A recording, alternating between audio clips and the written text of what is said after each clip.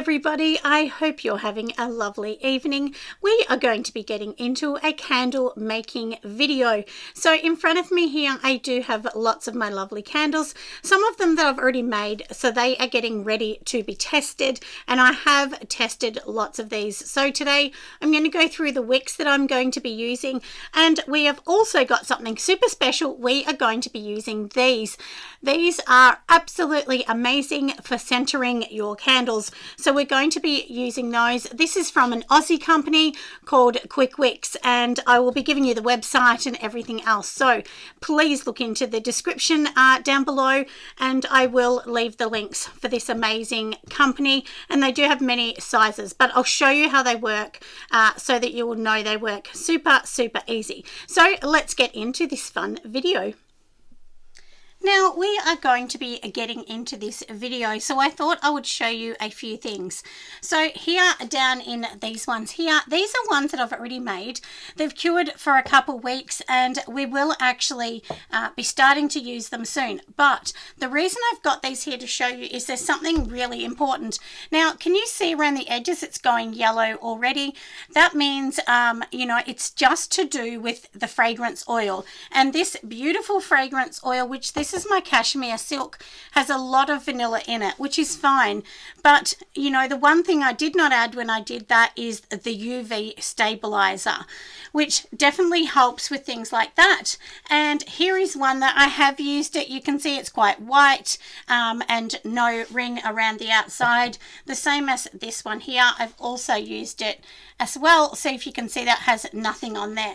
So it's really important to use these additives just to make your candles look beautiful. But you know what, if you get a brand new candle and it has markings around the edge, there's nothing wrong with the candle and nothing wrong with the candle maker. It just means they have not added all the extra additives. And a lot of candles, you know, like, if I'm going to be honest, you don't want to be making 100 candles and then not knowing if they're going to sell. I definitely suggest making candles. You don't want to really be making the candles until, you know, it's close to somebody actually purchasing them, because candles are not like soap. You can't really have them sitting there for years because they may discolor or, you know, other. So that's my suggestion with this whole thing. Now in here I do have some extra wick clips that I had. These are not from WICKS, but these were ones that I actually already had, and I needed to put them on there because the lovely owner from WICKS has actually sent me under here, which I will show you. They've actually sent me a whole heap of them. So they're all different sizes. So they come from larger ones, medium ones, and so on. And you know, like some of them, like this one, just hold one wick, and others like this one can hold a couple wicks. And then basically when you buy them, so you're going to get one of these which sits on the top, and I'll show you, and one of these which goes inside. So I do have one of these sitting here. So now this is obviously you know, my concrete sort of candle. Now if you get some of these from WICKS, they do actually fit some of the jars, but of course you need to measure your jars because they're all different. And I have sat this little one inside. So basically this bit here is actually going to help you center your wick. So if we get one wick here, I'll show you. Basically it's just going to sit like that inside the candle, which is super good, isn't it? See, and you can see it just kind of sits in there, but I will show you what to do with that later. And then for this one here, all we're going to do is we're going to just literally sit that in, so you can see it fits perfect in there. And then this one here actually fits like a glove. Like, it fits absolutely perfect on that one. Now this one I have tested, and I do only need one wick in here. So we are going to be doing that. And here I do have my wax. It's super hot. It's definitely not ready. I did actually put it on and forget about it, so it's way too hot. It's 71 degrees, and I need this to get down to 50 so that I can add my fragrance oil. I'm going to be using coconut soy from Pure Candle Supplies. That is my favorite one to use. So let me move this aside, and then we will get moving with the rest. All right, so we've moved that aside. Now I also wanted to show you these. These are all from Pure Candle Supplies. Now when you're making candles, if you're new to candles, it's really important that you understand that you're not just going to be able to get one wick and it's going to work. You may need several wicks. Like here, I think I have 7 different bags, and that's the thing. You need to test them all, because even though this is the same jar, different fragrance oils will be different with the wicks. So sometimes you might need to go up, you may need to go down. So you definitely do need to test them. Please don't think, oh, well, this one works in the small one, so I'm going to use the same wick with every fragrance, because that may not happen. And you also want to check, is the hot throw really good? Because sometimes you can get this amazing cold throw, and then when you burn it, you really can't smell anything great.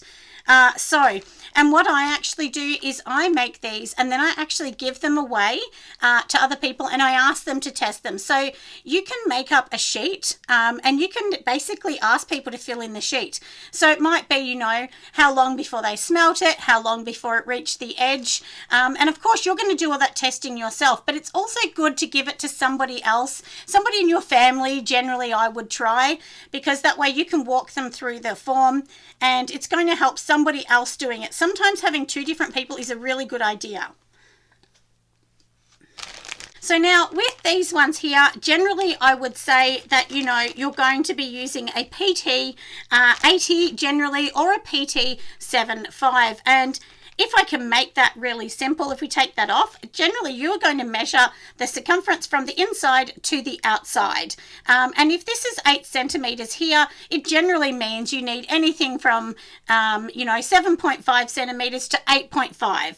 And that will sort of help you. And if you go on any of the websites, even Pure Candle Supplies, Aroma, any of those, if you go on them, they will have a bit of a guide, and then from there you can test it. So if you, for instance, are looking at a certain jar, they will say the jar is 8.5 centimeters and this is the one they recommend, but of course you need to test. So that's generally the way. Now, of course, we do need some of these. These are what I use to actually stick all of mine on. You can use glues and everything else, but I like to use ones, and especially for my insurance, I do need to use candle stick-ons that are approved and are from a candle supplier. So that is something that my insurance does. Every insurance is different, but mine, I just can't be using a hot glue because my insurance will not cover that. So that's really important that you need to do that. And a part of insurance also is they will need you to keep records and batch numbers and things like that. So think about that when you're making candles as well. Now these are the bits that go on the bottom of your candles. You need to have these on the bottom. It is a requirement to have these on, and basically it just is really helpful instructions. And on your bottom of these, we're literally just going to stick these just like that, and that's how they're going to come. And these have been sealed with a non-toxic water-based sealer that is suitable for these. But of course, once again, please do your own testing. Now today I'm going to do a couple different ones. So this one here is going to be my floral quartz candle, which I'm very excited about that. It's going to be quite a heavy floral, and then it is also going to have some of this beautiful brambleberry rose quartz in it, which I did actually get this from an amazing company, which is called Sense and Suds in Australia. So if you're looking for brambleberry products, they definitely do have them.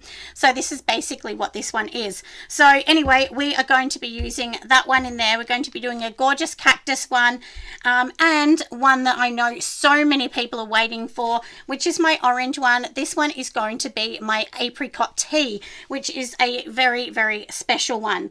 So now I'm also going to show you with these particular wick ones as well. They did send me the smallest one, and this one fits like a glove inside here, and these are my tiny ones, and this is the top of it. Now this is a tiny bit big for the top, because you can see on this jar it's bigger at the bottom, smaller at the top, but it's not too bad. You know, it's fairly good. It's still, you know, quite stable and sitting on the top. So without further ado, let's move this one out the way so that I can show you what I'm going to be doing with these ones. So like I said, I have tested these ones already. So let me get my other ones here. So these ones, I use a PT 55 from Pure Candles. So I get them in this box.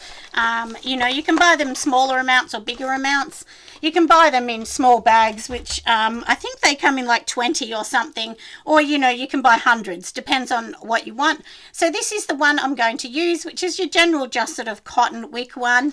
And all we're going to do is take the back paper off these. And I have got a dodgy hand because I have cut my finger open, which has a big band-aid on it. So that's why I couldn't get it off. But basically, you're just going to sit that on here if you've never made candles, peel them off, and then on the back of this, it's sticky, and then this sticky bit is going to fit in here. So let's take this off. And as I said, this is going to guide you. So you can see that circle. Now I'm going to just put that in and I will show you. Push it down a little bit. Now, can you see nice and close how that is like that? And all you're going to do is tip this upside down and it just will leave that out, and then that is ready. And then of course we are going to be just popping this on, and then literally these like I said, these wick holders, they're so amazing. I love them, and I'm just so lucky that they actually sent me some. So basically that's all you do. We'll just push that one to the side, and as I said, this one's not exactly perfect, but it's pretty good. So I'm going to leave that, and then that's going to help me. I will be buying lots more of these, and especially the big ones, because they fit absolutely perfect. So let's move this one aside. This one here, we are going to be using a PT75 for this one here. Now, one thing that I have to make really clear to everyone, it's really important that you do not overwick your candle. If your candle is smoky and you can see lots of soot coming off, it means that you need to wick down. It's really important. And then of course test again. I know it's annoying, but you need to keep testing, everybody, because you know that's a part of your insurance and everything. And please don't be selling a candle without insurance. You just never know when something is going to go terribly wrong. So, you know, and that will cover you. So, and for anyone that wants to know, I actually use Aussie Candle Insurance, Candle and Soap. They do a lot of, so if you're making candles, soaps and all of those in Australia, they actually cover you. So they're a really good company. So inside you can see it's got the disc, and you can see that center bit, so we're going to put it there, but I'm just going to look so that I know I'm doing it right. Now you can see it's right in the center, but if you had two wicks, you could put one on either side. So turn it upside down. Once again, we're going to take that out, so we'll pop that back in. So you could do lots of them like this, but then of course we want to put this back on here, and then we want to just push it through. Look how simple and easy it goes through. And then that is it, my friends. You can leave it up in the air, but I usually just push it to the side. It's just easier. And you can see how gorgeous that is. It's totally centered, and that one is ready for when we're ready to, you know, make our candles. Now, if you want to add color, you could definitely be doing it at this stage. I'm not adding color. I'm just going to keep mine plain. But if you're adding color, you must use proper candle color. There's lots of powders, liquids, also wax. There's, you know, like your wax that has colorant in it. So please don't be using crayons or, you know, color dyes that aren't suitable for candles. You definitely need to be the right one. And you can't be using micas because it will clog the wick up and it won't burn properly.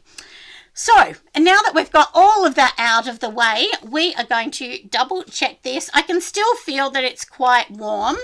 And now we are just going to check this. So it's a bit warm still, but let's get this happening. So we've got our scale here. Now I've literally poured my wax in here, but I'm going to separate this into, you know, so that we can do a bit of a test for this one here. So let's get this one organized. So for these are only 90 grams.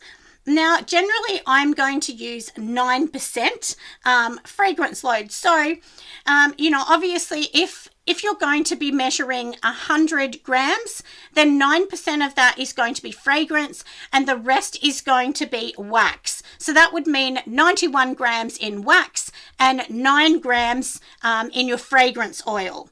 Okay, and now there is another thing. This little bag here, this is does have the UV stabilizer in it. So you're going to use less than 0.5% for that. So obviously 0.5%, you know, on our 100 grams is going to be a very small portion. To be honest, it's not really even that measurable to do it, but it will keep your wax looking really, really lovely. So let's get another container. I'm going to pour some in. We're going to measure this up and do all of this right. So let me get that container and I will be back.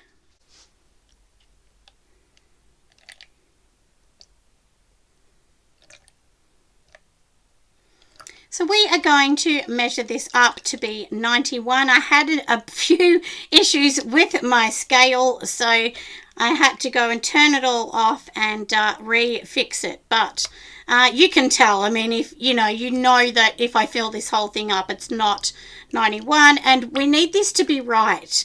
Sometimes scales can be a little naughty, so you know, just watch your scale, and you know, don't just think, oh well, I'm just going to just tip whatever amount in. It does need to be the right amount. So now we have got this one here. So like I said, there's 90 in here. Well, we want 91 actually, so let me just do one more, because I don't work on 10%, I work on 9% generally. Sometimes you will have fragrance oils that need less or need more. So let's just add this in. I know that the temperature is okay. I have definitely tested that. And, you know, so we're working on 8% for this one. I might just see. And it is smelling really, really just so nice. So like I said, this one here that we're going to be using, this is my apricot tea. So it is really, really beautiful. I have two different ones that I am testing from two different companies. So we're going to just see how it's going to be. Now this is saying it's at 51. And like I said, around 50 to 55, you can pour in your fragrance oil. So we've done that. I'm going to be adding in a tiny bit of this, which like I said, you know, you really don't need very much of this, because it honestly, it just needs what's on the end of that stick, because it only needs about 1%. So it doesn't need much at all. And literally you're going to mix it in. So just make sure it mixes in well. You can mix it in when it's hot or when it's a little bit cooler, but obviously we want this to mix in. To be honest, I probably should have added that in when it was a bit warmer, but it's fine, it's mixed in. I'm just double checking that it's definitely mixing in, which it is, and that's going to help our candle stay absolutely beautiful. And I can tell you, this smells so nice. I mean, just beautiful, like really, really nice. So keep your eye on the temperature, everyone. So now it's saying 49. So like I said, I want this to get to 43. So with coconut soy, it's much, much different to soy. If you start to pour this at about 48, 49, it will make the tops wrinkly and ugly. And sometimes no matter how much heat gun you use to fix them, you can't fix them if you've poured it at the wrong temperature. So I'm going to take this off here. We are going to be putting this one on. Now remember, we're going to tear out the scale, because this is telling me that this is 29 grams, which that is probably what the jar is. So we're going to pop that on there, and I will come back in just a moment when we are ready. And of course, when all of, you know, our wax is cooled down to the right temperature. All right, everybody, I have measured this and it is 43 degrees. Now we're talking Celsius, not Fahrenheit, everyone, but I will put the Celsius and the Fahrenheit in the description, so just check that out. So now I have actually popped this on here. We have torn out the scale, and I always do this so that I know every single candle that I pour is the right amount in it. So just really, really gently and slowly pour it. If you're making your own jars, please make sure that you have 100% sealed them properly. They must be sealed super duper well. And now we are just going to basically let this sit like that, and that's it. So we will tear that back out, and I'm going to just literally sit this here, and we are just going to let that harden up on its own. We don't need to do anything else to it. So that's literally all we're going to be doing for that one.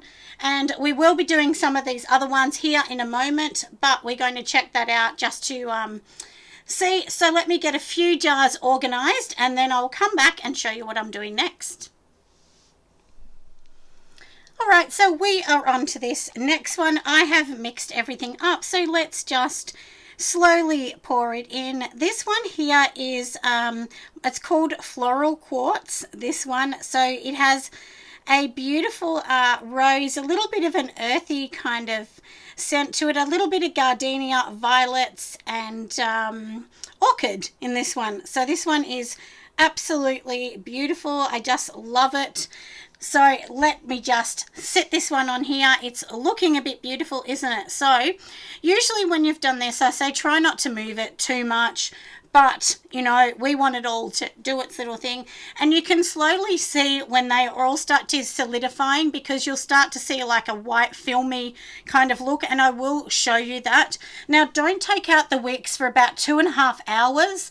I always say leave them there for at least that long. Honestly, I usually leave them overnight because that way you know it's just going to be perfect. And otherwise you can sort of, when you take it out, sometimes it moves the wick and then you've got to try and heat gun it and fix it all up. So I definitely suggest you don't do that if you don't need to.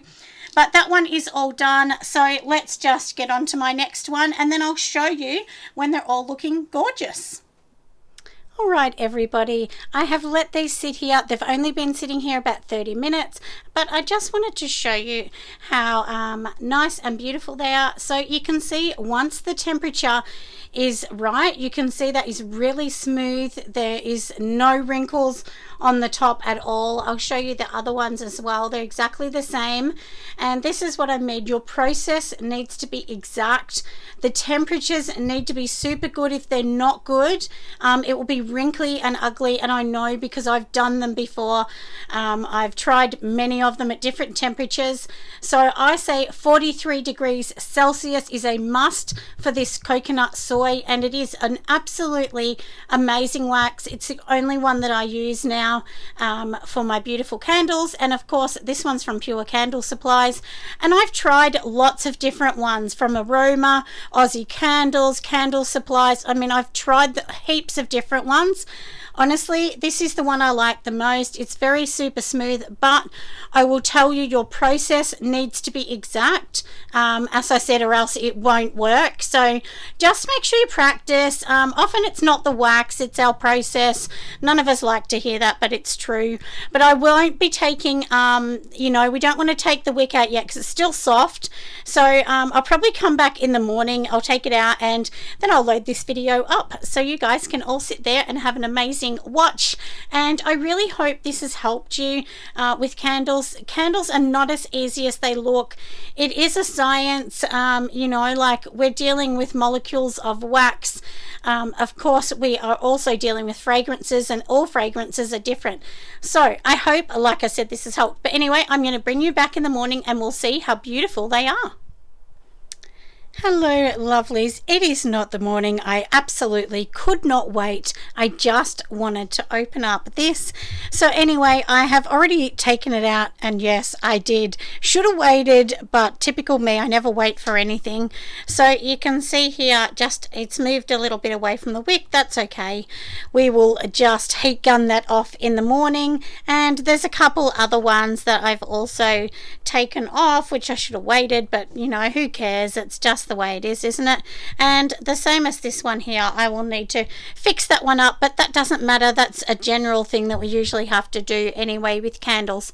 Anyway, I hope you have absolutely loved it. Go and check out this amazing company, as I said, which is WICKS, and I will actually pop down all the details at the bottom. Make sure you give me a massive thumbs up, and don't forget to subscribe to this amazing, gorgeous, kind channel. And where all the comments on here are always kind. If they're not, we just remove them off and start again, don't we? So anyway, have an amazing day, all of my lovelies, and I will see you on my next video. Bye friends.